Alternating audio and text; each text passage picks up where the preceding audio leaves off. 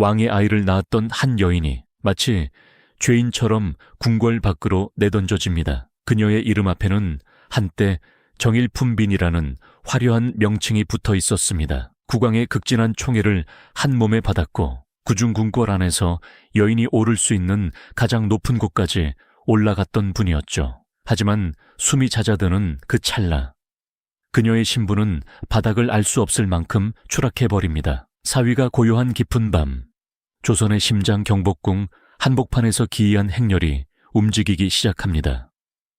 누구의 장례인지조차 알 수 없을 정도로 죽은 듯 조용한 행렬입니다. 번쩍이는 화려한 상여도, 고인의 넋을 기리는 예의를 갖춘 의식도 전혀 보이지 않습니다. 그저 거칠게 짜인 들것 위에 거적대기처럼 초라하게 쌓인 시신 한 구가 덩그러니 실려있을 뿐입니다. 믿기지 않겠지만 이 시신의 주인공이 바로 왕의 핏줄을 낳았던 그 귀한 여인입니다. 그런데 발걸음이 향하는 곳을 보면 더 기가 막힙니다. 이 행렬은 궁궐의 정문인 광화문으로 향하지 않습니다. 왕실 가족들이 당당하게 드나드는 문도 외면합니다. 사람들의 눈길이 닿지 않는 가장 구석지고 음침한 곳, 작고 초라한 쪽문 앞에서 행렬이 멈춰 섭니다. 바로 시구문입니다. 궁궐 안에서 죽어나가는 노비나 죄인들의 시신만이 통과할 수 있는 저주받은 문이죠. 대체 왜일까요? 왕의 아이를 낳아 왕실의 번영에 기여한 여인이 왜 죽어서는 흉악한 죄인 취급을 받으며 이 문으로 나가야 했을까요? 행렬을 이끄는 이들의 얼굴을 보십시오. 슬픔이나 애도의 기색은 눈 씻고 찾아봐도 없습니다. 그저 상부의 명에 따라 이 껄끄러운 일을 빨리 끝내야 한다는 조급함과 짜증만이 역력합니다.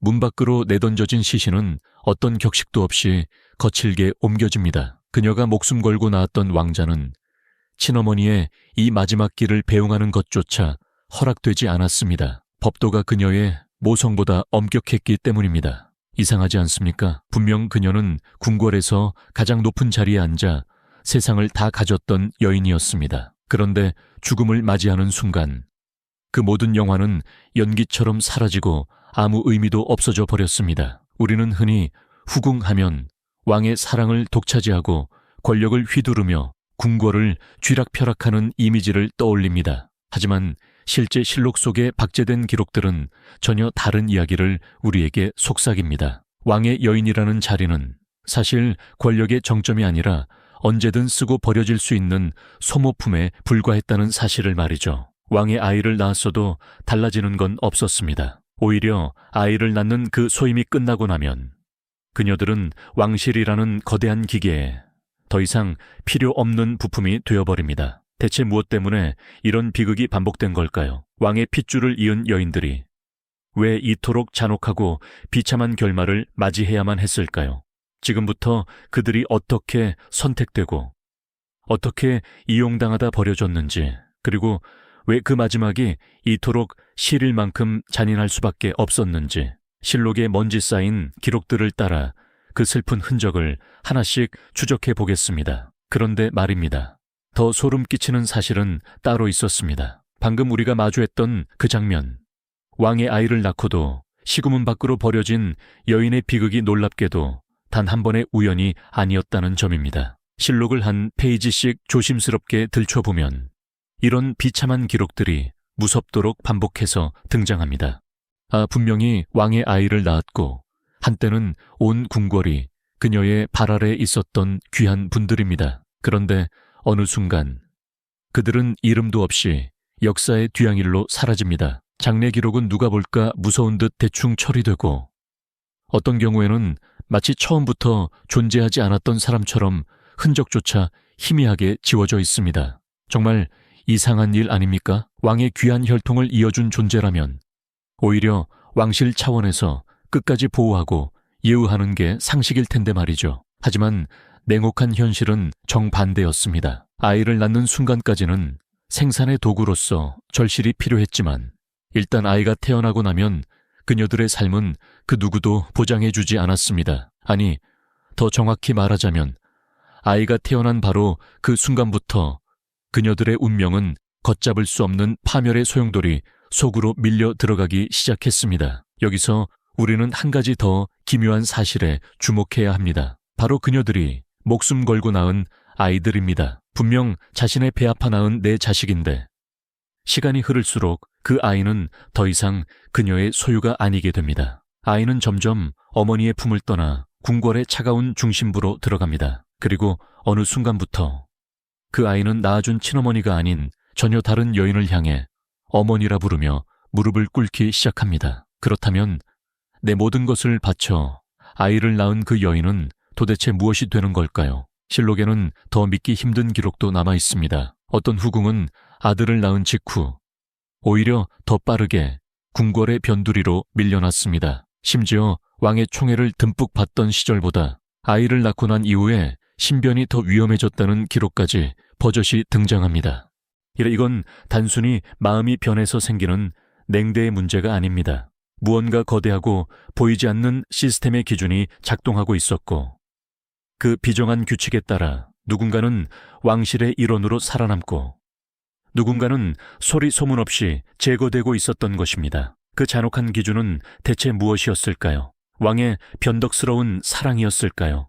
아니면 갓 태어난 아이의 존재 자체가 위협이었을까요? 그것도 아니라면 조선 궁궐이라는 폐쇄된 공간 안에서 절대적으로 군림하던 또 다른 피해 법칙이 있었던 걸까요? 이야기는 점점 더 이해할 수 없는 방향으로 흘러갑니다. 왕의 아이를 낳았다는 영광스러운 사실이 오히려 그녀를 죽음으로 몰아넣는 칼날이 되고 있었던 겁니다. 보호의 명분이 아니라 제거의 명분이 되어버린 것이죠. 그렇다면 우리는 이제 질문을 근본적으로 다시 던져야 합니다. 왕의 아이를 낳는다는 것, 그것은 과연 축복의 시작이었을까요?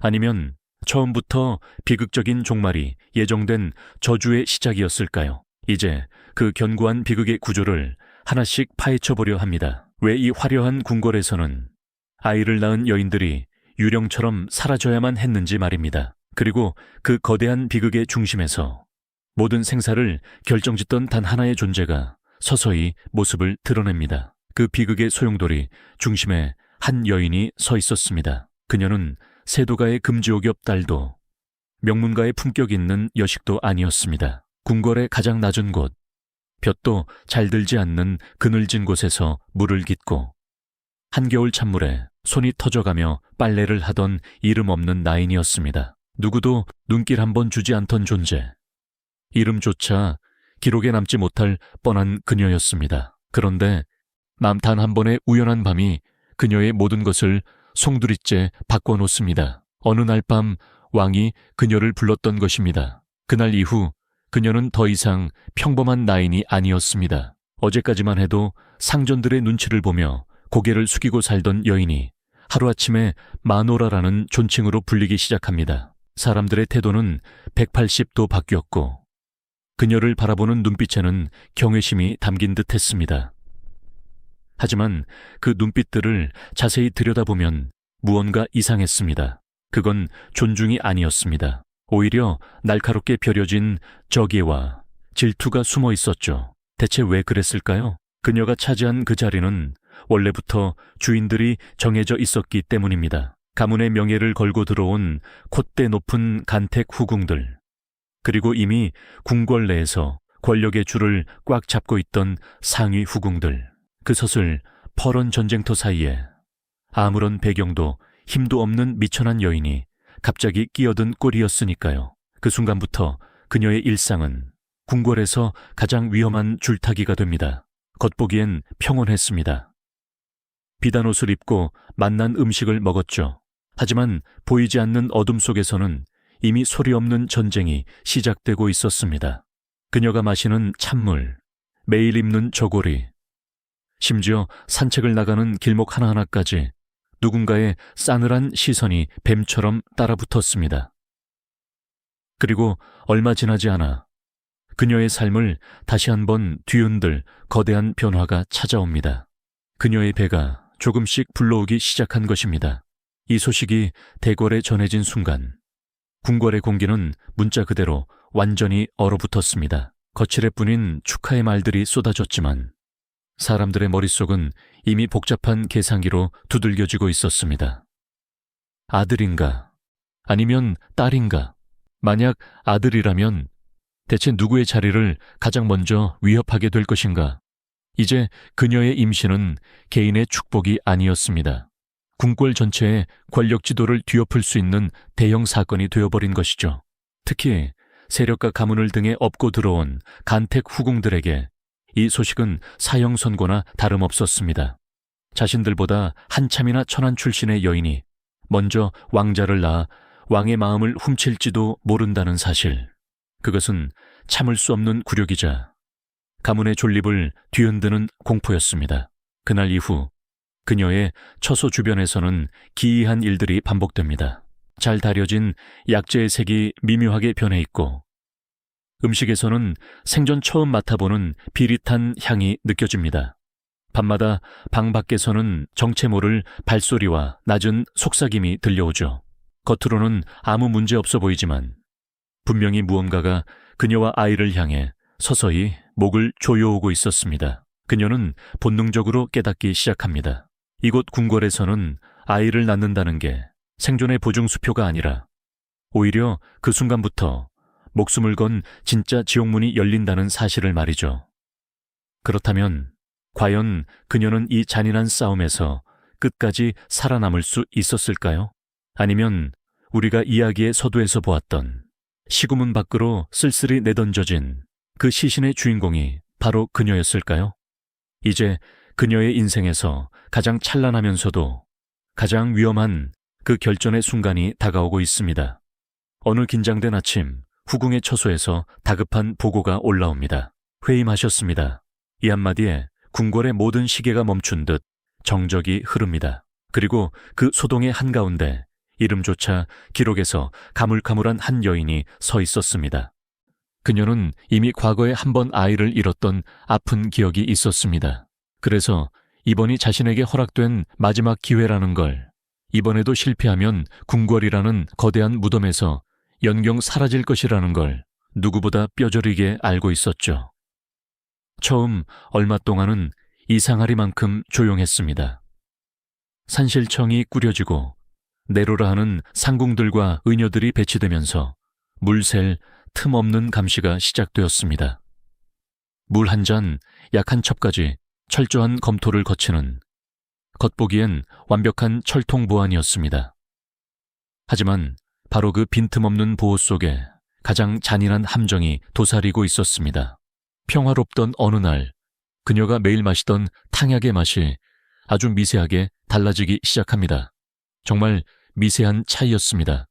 처음엔 그녀조차 자신의 기분 탓이라 생각하며 넘겼고 주변에서도 아무 말이 없었죠.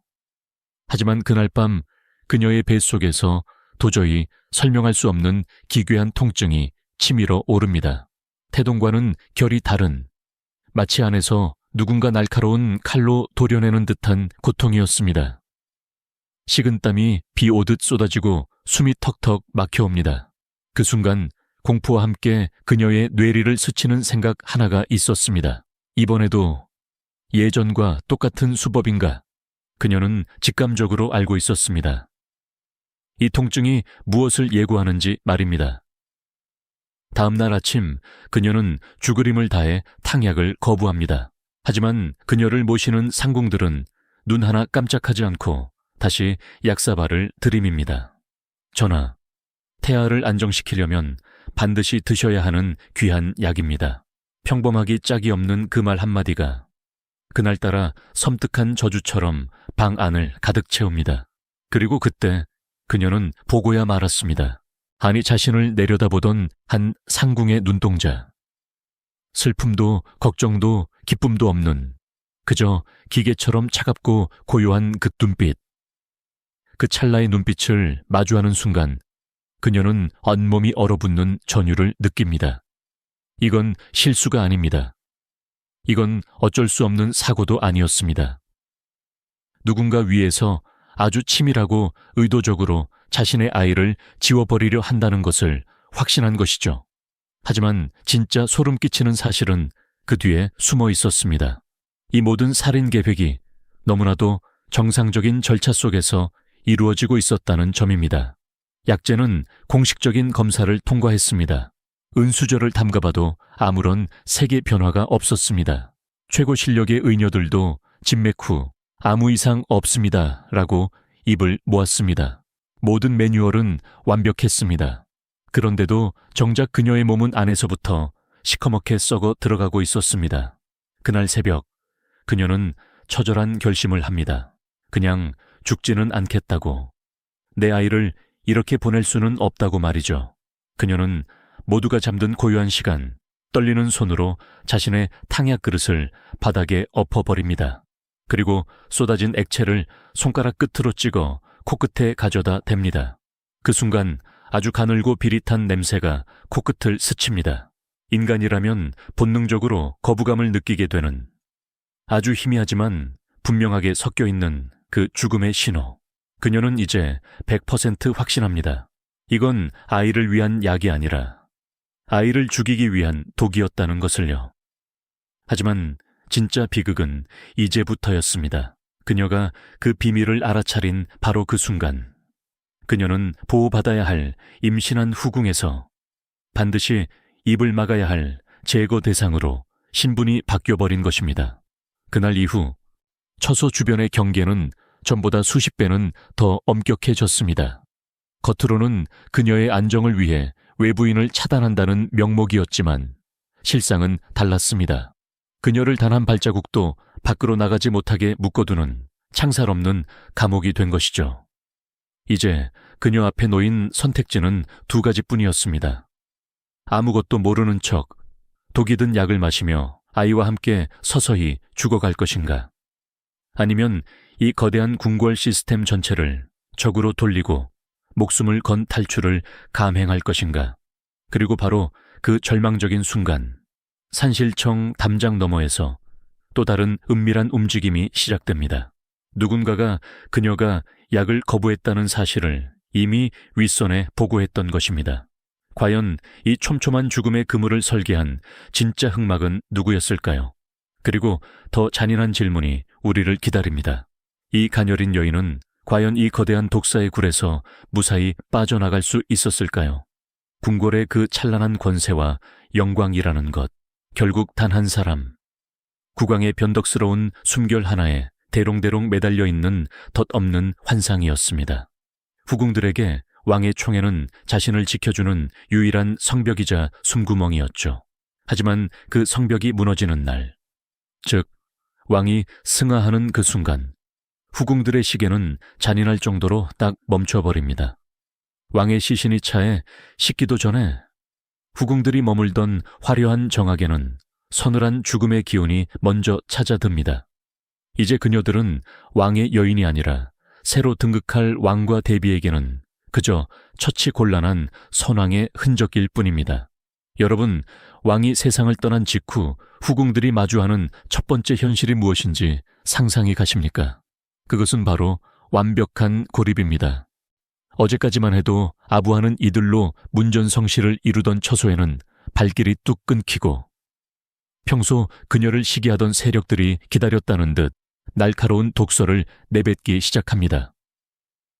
새 왕이 등극하면 선왕의 후궁들은 법도에 따라 궁궐 밖 사가로 쫓겨나거나 궁궐 내에서도 가장 외지고 볕도 들지 않는 차가운 정악으로 유배되듯 옮겨가야 했습니다.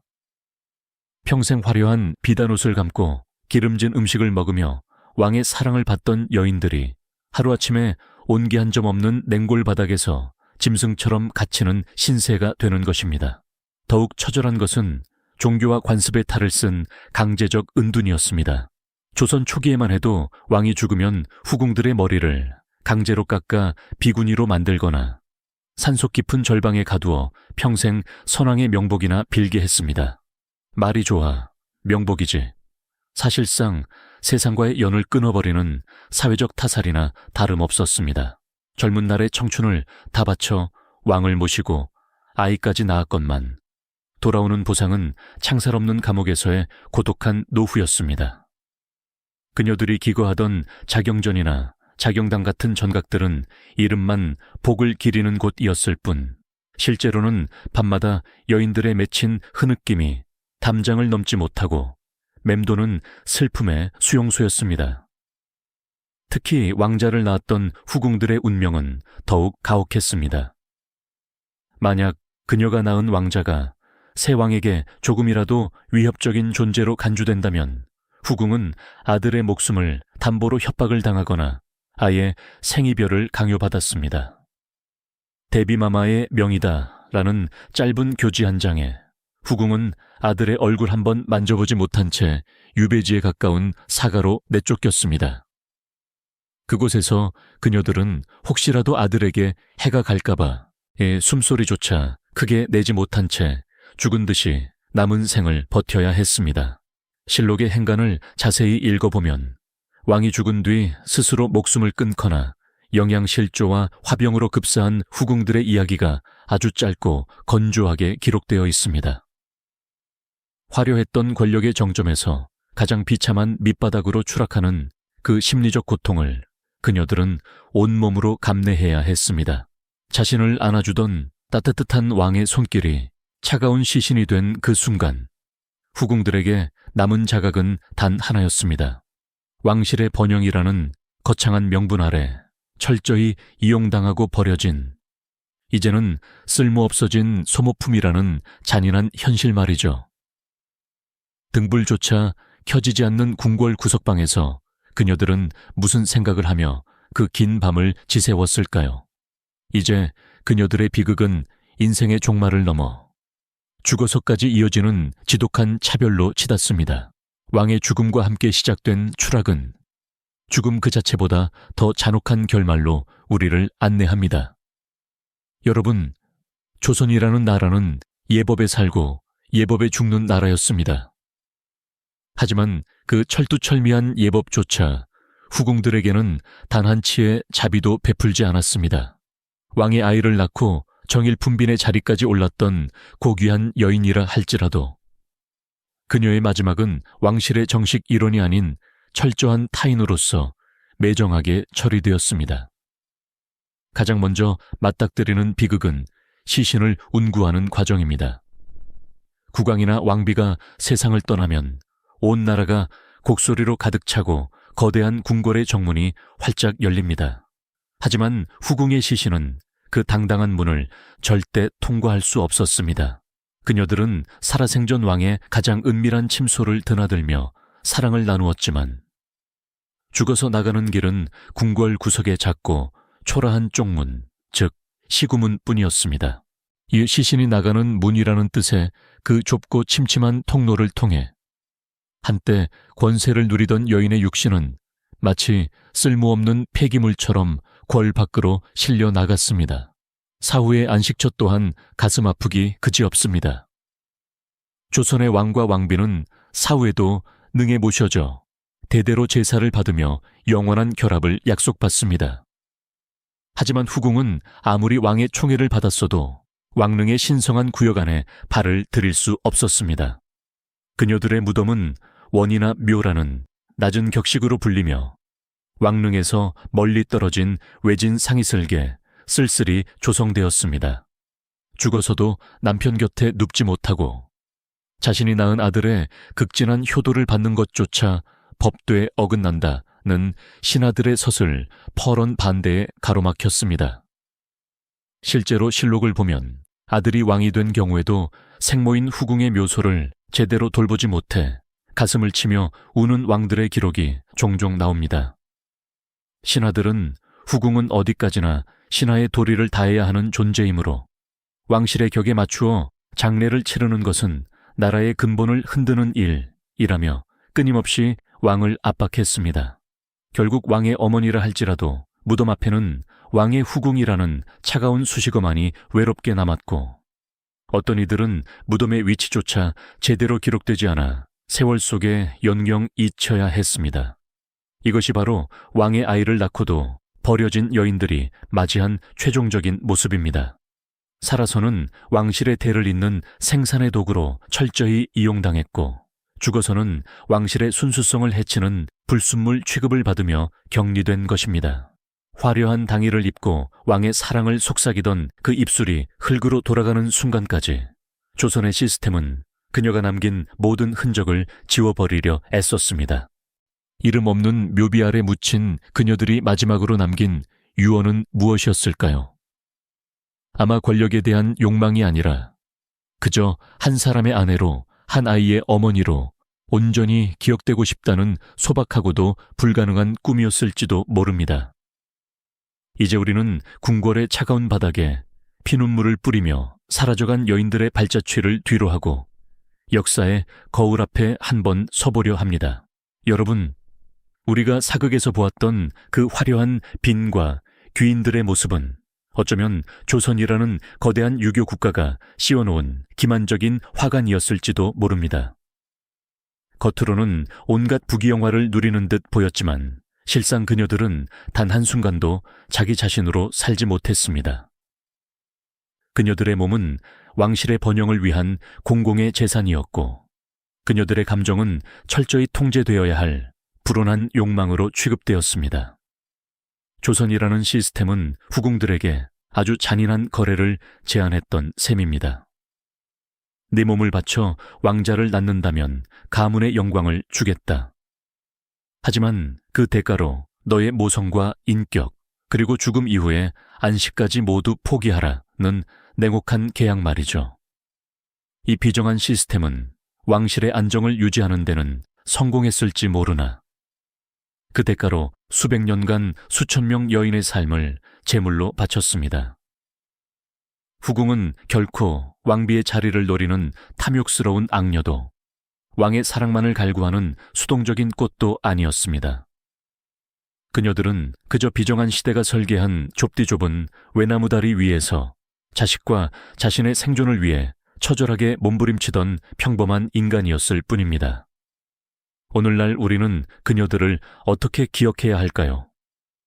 왕릉의 화려한 성물들 사이에서 소외된 채 이름 모를 상이슬게 홀로 남겨진 초라한 묘비들이 우리에게 말해주는 것은 무엇일까요? 그것은 역사가 승자의 기록이자 남성의 기록일 때 가장 먼저 지워지는 것은 바로 이런 이름 없는 여성들의 희생이라는 사실입니다. 그녀들은 왕실의 대를 이었지만 왕실의 가계도에서 밀려났고 왕의 아이를 길렀지만 정작 어머니라는 이름으로 불리지 못했습니다. 영상을 마무리하며 여러분께 묻고 싶습니다.